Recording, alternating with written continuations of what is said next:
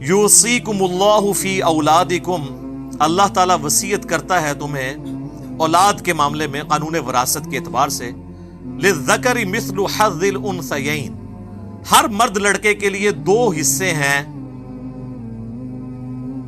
عورتوں کے اعتبار سے، عورت کے لیے 1 حصہ اور مرد کے لیے 2 حصے،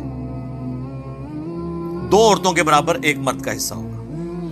فَإِن كُنَّ نِسَاء، پھر اگر صرف کسی کی لڑکیاں ہی ہوں، فَوْقَ اثْنَتَيْنِ، 2 سے زیادہ، فَلَهُنَّ ثُلُثَ مَا تَرَكَ، تو ان کے لیے 2/3 ہے جو میت نے چھوڑا۔ یعنی کسی کی 2 سے زیادہ بیٹیاں، بیٹا کوئی نہیں ہے، 3 ہیں، 4 ہیں، 5 ہیں بیٹیاں، تو اس کی پورے مال کا 2/3 حصہ بیٹیوں کو ملے گا، باقی اس کے بہن بھائیوں میں تقسیم ہوگا۔ ٹھیک ہو گیا؟ اور اگر وہ ماں باپ اس کے زندہ ہیں تو پھر پہلے پورے مال میں سے وہ ہوگا، وہ آگے آ رہا ہے، تو ہر چیز دوسرے کے ساتھ ریلیٹڈ ہے۔ وَإِن كَانَتْ وَاحِدَةً فَلَهَا النِّصْفُ، اور اگر اس کے مرنے والے کی ایک ہی لڑکی ہے تو وہ آدھی جائیداد کی مالک ہو جائے گی، اور باقی آدھی جائیداد کہاں جائے گی؟ بہن بھائیوں میں مرنے والے کے۔ وَلِأَبَوَيْهِ لِكُلِّ وَاحِدٍ مِّنْهُمَا السُّدُسُ، اور میت کے ماں باپ میں سے ہر ایک کو 6واں حصہ ملے گا جو اس میت نے چھوڑا، مما ترک، جو اس نے چھوڑا، ان کان لہ ولد، بشرطے کہ میت کی اولاد ہو۔ فَإِن لَّمْ يَكُن لَّهُ وَلَدٌ، اور اگر اس کی اولاد نہیں ہے، وَوَرِثَهُ أَبَوَاهُ فَلِأُمِّهِ الثُّلُثُ، اور صرف ماں باپ ہی اس کے وارث ہوں تو ماں کا 3 حصہ ہے، 1/3، اور باقی ہو جائے گا باپ کا، یعنی 2/3 باپ کا اور 1/3 ماں کا۔ فَإِن كَانَ لَهُ إِخْوَةٌ، اور اگر میت کے بہن بھائی بھی ہوں، فَلِأُمِّهِ السُّدُسُ، تو ماں کا 6واں حصہ ہے، مِن بَعْدِ وَصِيَّةٍ يُوصِي بِهَا أَوْ دَيْنٍ، لیکن یہ تقسیم ہوگی وصیت پوری کرنے کے بعد اور قرض اتارنے کے بعد۔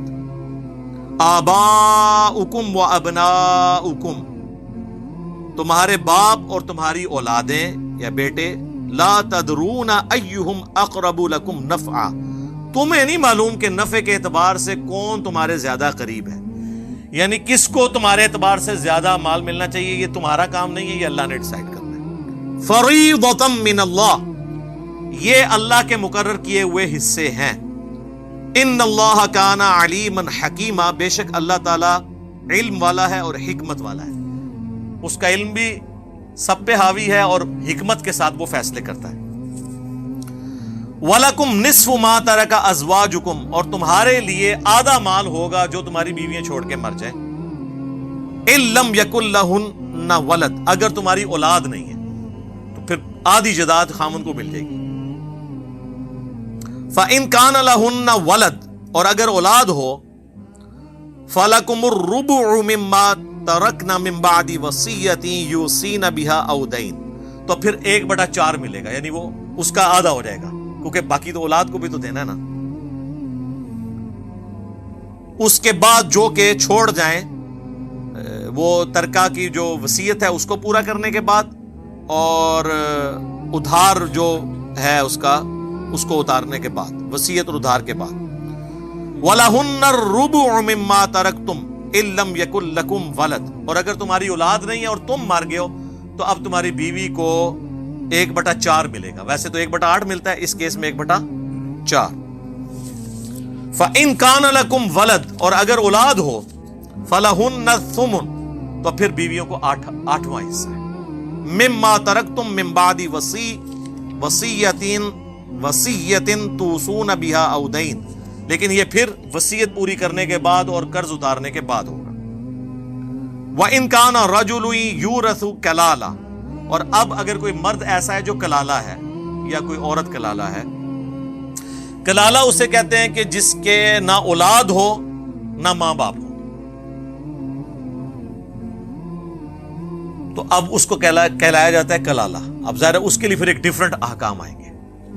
اَوْ امْرَأَةٌ وَلَهُ أَخٌ، اب کلالہ ہے اور وہ مرد ہو یا عورت اور اس کا بھائی ہو یا بہن، او اختن، اس کا یا بھائی ہو یا بہن، فَلِكُلِّ وَاحِدٍ مِّنْهُمَا السُّدُسُ، تو ہر ایک کے لیے چھٹا حصہ ہوگا. کلالہ ہے مرنے والا، چاہے مرد ہے یا عورت ہے، اور اس کا بھائی بہن ہے، تو سب کو 1/6 حصہ اس کی ٹوٹل دولت میں سے ملے گا. فَإِن كَانُوا أَكْثَرَ مِنْ ذَلِكَ، اب اگر زیادہ ہیں، یعنی وہ جو مرنے والے کے جو بہن بھائی ہیں وہ زیادہ ہیں، ایک سے زیادہ ہوں، فَهُمْ شُرَكَاءُ فِي الثُّلُثِ مِنْ بَعْدِ وَصِيَّةٍ يُوصَى بِهَا أَوْ دَيْنٍ، تو وہ سب پھر شریک ہوں گے 1/3 مال کے اندر وصیت پوری کرنے کے بعد اور قرض اتارنے کے بعد. غیر مضار، لیکن کسی کو نقصان نہ پہنچایا جائے، کسی کا حصہ کم نہ کیا جائے، ایمانداری کے ساتھ یہ تقسیم کیا جائے. وصیۃ من اللہ، یہ نظام جو وراثت ہے، قانون وراثت، یہ اللہ کی طرف سے ہے. واللہ علیم حلیم، اور اللہ تعالیٰ علم والا اور حلم والا ہے، بردبار ہے. یعنی اللہ تعالیٰ نے اپنے علم کے ساتھ اس کو جس طریقے سے بیان کیا ہے اس طرح ہی آپ کو پورا کرنا ہے، اور اللہ تعالیٰ حلم والا ہے، تمہاری نافرمانیاں دیکھتا ہے پھر بھی برداشت کرتا ہے. تو تم بھی اگر کسی سے کوئی نافرمانی دیکھتے ہو تو یہ نہ کہو کہ میرے مرنے کے بعد میرے اس بیٹے کو یا بیٹی کو جداد نہ ملے، جس کو جو حصہ ملنا ہے وہ مل کے رہنا ہے. مال کا تو مالک اللہ ہے. یہ 2 آیات کور ہوئی، 11 اور 12. اس کے اندر سارا ذکر آ گیا. اب اسی سے ریلیٹڈ ایک آیت ہے کلالہ کے کچھ احکام رہ گئے تھے، تو وہ پھر سورہ نساء کی آخری آیت جو ہے نا 176 اس کے اندر بیان ہوا. یہ آخری آیت ہے، اور بخاری مسلم دونوں میں حدیث ہے. براء بن عازب کہتے ہیں قرآن کی جو آخر میں آیت نازل ہوئی وہ کلالہ والی تھی. یستفتونک، اے نبی علیہ السلام یہ آپ سے فتویٰ مانگتے ہیں، سوال پوچھتے ہیں. قل اللہ یفتیکم فی الکلالہ، تو تم فرماؤ کہ اللہ تعالیٰ تمہیں کلالہ کے بارے میں فتویٰ دیتا ہے. ان امرؤ ہلک لیس لہ ولد ولہ اخت، کوئی بندہ مر گیا ہے اور اس کی کوئی اولاد نہیں ہے اور اس کی ایک بہن ہے، فلہا نصف ما ترک، تو اس بہن کو آدھی جداد مل جائے گی. اب یہ دیکھیں نا، آدھی جداد تو اس کو مل گئی، باقی کدھر جائے گی؟ ماں باپ بھی نہیں، بہن بھی ایک ہے، اس میں قرآن خاموش ہے. وہ بخاری مسلم میں آیا کہ وہ جو باقی ہے نا وہ قریبی مرد کا ہوگا، اس کے کوئی کزنز ہوں گے، ان کو مل جائے گا. کزنز بھی نہیں ہے، کوئی قریبی اور بھی نہیں بچا، تو واپس اس بہن کو بھی مل سکتا ہے، پورے کے پورے وہ مالک ہو سکتی ہے. اہل تشیع کا یہاں اختلاف ہے. وہ کہتے ہیں کہ قرآن نے آدھا حصہ تو رکھ دیا اس بہن کے لیے، باقی آدھی دولت بھی اسی بہن کو ہی واپس ملے گی، اور وہ بچنے والی دولت کے اعتبار سے یہ تو ملنی ہے. ان کے نزدیک یہ ہے کہ یہ تو حصہ اللہ نے رکھا ہی رکھا ہے، باقی آٹومیٹکلی اس کو ملنا ہے. جبکہ اہل سنت کے ہاں چونکہ وہ بخاری مسلم میں حدیث ہے کہ جو بچ جائے وہ قریبی مرد رشتہ دار کا ہے. یہاں پہ یہ اختلاف موجود ہے، بل یہ کوئی اتنا بڑا مسئلہ نہیں.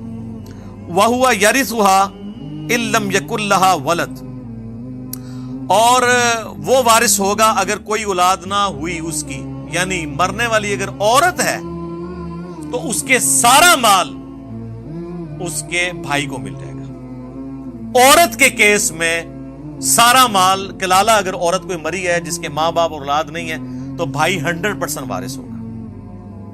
فَإِن كَانَتْ اثْنَتَيْنِ فَلَهُمَا الثُّلُثَانِ، اور اگر 2 بہنیں ہیں تو 2/3 حصہ بھائیوں کی جداد کا اس کو ملے گا، مما ترک، جو اس نے چھوڑا. وَإِن كَانُوا إِخْوَةً رِجَالًا وَنِسَاءً، اور اگر بہن اور بھائی اس کے مکس ہیں، یعنی وہ کلالہ کے جو ہیں وہ 2 بہنیں ہیں، 3 بھائی ہیں، یا 1 بھائی ہے 2 بہنیں ہیں، تو پھر وہی قانون لگے گا کہ بھائی کو 2 حصے اور بہن کو 1. فَلِلذَّكَرِ مِثْلُ حَظِّ الْأُنثَيَيْنِ، تو پھر مرد کا حصہ 2 عورتوں کے برابر ہوگا. يُبَيِّنُ اللَّهُ لَكُمْ أَن تَضِلُّوا، اللہ تعالیٰ کھول کھول کر بیان کرتا ہے تاکہ تم گمراہ نہ ہو جاؤ، بہک نہ جاؤ. واللہ بکل شیء علیم، اور اللہ تعالیٰ ہر چیز کا اپنے علم سے احاطہ کیے ہوئے ہے. دیکھیں اللہ تعالیٰ سے بھی سوال ہوا ہے تو اس کا جواب دیا گیا. یہاں علماء سے آپ سوال کریں ناراض ہو جاتے ہیں. اسی کانٹیکسٹ میں ایک صحیح مسلم میں حدیث ہے، حضرت عمر کہتے ہیں کہ میں نے نبی علیہ السلام سے سب سے زیادہ کوئی زندگی میں سوال کیا تو وہ کلالہ کے بارے میں ہی کیا ہے. حتیٰ کہ پھر نبی الاسلام نے مجھے ڈانٹا کہ بھئی قرآن میں جو کلالہ کی آیات آ گئی یہ کافی ہیں.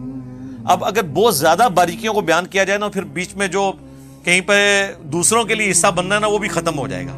اب دیکھیں نا اس میں سپیس موجود ہے نا کہ آ گیا اس کو آدھا مل گیا, اس کو 2/3 مل گیا, تو باقی اب سپیس خالی ہے. تو وہ حکومت وقت کا کام ہے کہ اس اعتبار سے اسے تقسیم کر دے, یا اس کے قریبی مرد رشتہ دار کو مل جائے, ایون کسی NGO کے پاس چلے جائے. کلالہ کے اوپر کافی کتابیں لکھی گئی ہیں لیکن یہ کیسز بہت کم ہوتے ہیں کلالہ والے. زیادہ تر کا تو کوئی نہ کوئی رشتہ دار ہوتا ہے. ہمارے تو یہاں پہ ابھی خاندانی نظام ٹوٹا نہیں ہے, اس حوالے سے معاملات ہوتے ہیں. لیکن بعض اوقات جینون کسی کا مسئلہ ہو سکتا ہے کہ اس کی اولاد بھی مر چکی ہو, ماں باپ بھی مر چکے ہوں. کئی ایسی بوڑھیاں ہوتی ہیں جو لمبی عمر پہ آ جاتی ہیں, تو پھر اب ان کی کوئی خدمت کر رہا ہے تو ظاہر اس کو تو کچھ نہیں ملنا, تو وہ اپنی زندگی میں 1/3 مال اسے وصیت کر سکتی ہے کہ میرے مرنے کے بعد مل جائے, یا اپنی زندگی میں خود 1/3 مال اسے گفٹ کر دے. لیکن مدرسے نہ گفٹ کرے کرو, خدا نہ ہے. ادھر بھی ایک بندہ ہمارا جاننے والا ہے, وہ پوری جائیداد جو ہے نا وہ ایک مدرسے کو لکھ کے چلا گیا. یار مجھے بتائیں, آپ کی اولاد بھوکی مرے اور مولوی اپنی توندیں بڑھائے, اس کی گاڑی میں پیٹرول ڈلے, اس کی جائیدادیں اور پلاٹ بڑھے, تو آپ بخاری مسلم کی حدیث سن چکے ہیں. نبی الاسلام فرمایا کہ اس سے بہتر ہے کہ تیری اولاد لوگوں سے مانگتی پھرے کہ تو خود ان کے لیے چھوڑ کے مر. آپ کی اولاد لوگوں سے مانگ رہی ہے اور لوگوں کی اولاد کو آپ کھلا رہے ہیں. کتنا الٹا قانون ہے, ایسی مت ماری. پھر یہ ایسے سمجھدار ہوتے ہیں مولوی, یہ اکثر جو ہے نا وہ میت کے نا وہ جہاں پہ سوگ کے لیے بیٹھے ہوتے ہیں نا وہاں پہنچ جاتے ہیں, اور پھر وہ اگر کوئی بچہ باہر سے آیا تو اس کے سامنے ویسے ہی بات کر دیں گے کہ یہ آخری وقت ہی تواڈے ابا جی کہندے سن اے پلاٹ انہوں نے مسجد نو دینا, خواہ مخواہ کہندے سن. اور وہ جو جھوٹ بولنے والا بھی امت کے وسیع تر مفاد میں بول رہا ہوتا ہے, اور امت تو خود ہی ہوندے رہے. کیا انہوں نے وعدہ کیتا سی جی اینے لاکھ روپے دینا ہے, اب بیٹا یا وہ 2 لاکھ کا تو بیٹا 50,000 تو دے گئی نا, ورنہ تو باقی لان تان کریں گے یار یہ اچھا بیٹا ہے. اس طرح میرے بھائی کوئی کچھ نہیں ہوتا جب تک وہ لکھوا کے وصیت نہیں گیا اور گواہ موجود نہیں ہے, سچے جھوٹے نہیں, تو تب تک اس طرح نہیں ہوگا. خام خواہ پہنچ جاتے ہیں, اور خصوصاً امیر لوگوں کے ساتھ تو یہ معاملات ہوتے ہیں کہ ان کی میت کے اوپر لوگ ایکسپلائٹ کرنے کے لیے نا اولاد کو پہنچ جاتے ہیں اور مجبور کرتے ہیں کہ ان کو کچھ دے دیں. تو اس طرح نہیں ہونا چاہیے. تو یہ کلالہ والی آیت 176 کور ہوئی. اب یہ جو اس دور کو کی 2 آیات جو ہے نا 11 اور 12 تو ہم نے کور کر لی تھی, اگلی 2 آیات جو ہیں اس کی تلقین کے اوپر وہ بھی کور کر لیتے ہیں. تلک حدود اللہ, یہ اللہ کی حدیں ہیں, یعنی جو قانون وراثت ہے. وَمَن يُطِعِ اللَّهَ وَرَسُولَهُ يُدْخِلْهُ جَنَّاتٍ تَجْرِي مِن تَحْتِهَا الْأَنْهَارُ, جو کوئی اللہ اور اس کے رسول کی اطاعت اختیار کرے گا اللہ تعالیٰ اس کو ایسے باغات میں داخل کرے گا جس کے نیچے نہریں بہتی ہوں گی. خالدین فیہا, وہ اس میں رہیں گے ہمیشہ. وَذَلِكَ الْفَوْزُ الْعَظِيمُ, اور یہ ہے بڑی کامیابی. اب یہ کانٹیکسٹ وہی چل رہا ہے کہ آپ نے وراثت کے قوانین پہ بھی عمل کرنا ہے, صرف نماز روزے کے اوپر نہیں. یہ بھی اسی نے فرض کی ہے جس نے نماز فرض کی ہے. وَمَن يَعْصِ اللَّهَ وَرَسُولَهُ, اور جو کوئی نافرمانی کرے گا اللہ اور اس کے رسول کی, یعنی قانون وراثت پہ عمل نہیں کرے گا. وَيَتَعَدَّ حُدُودَهُ, اور اس کی حدوں کو توڑ کر اس سے تجاوز کرے گا. يُدْخِلْهُ نَارًا خَالِدًا فِيهَا, تو اللہ تعالیٰ اس کو داخل کرے گا آگ میں, وہ رہے گا اس میں ہمیشہ. وَلَهُ عَذَابٌ مُهِينٌ, اور ایسے کے لیے پھر ذلیل و خوار کر دینے والا عذاب ہوگا.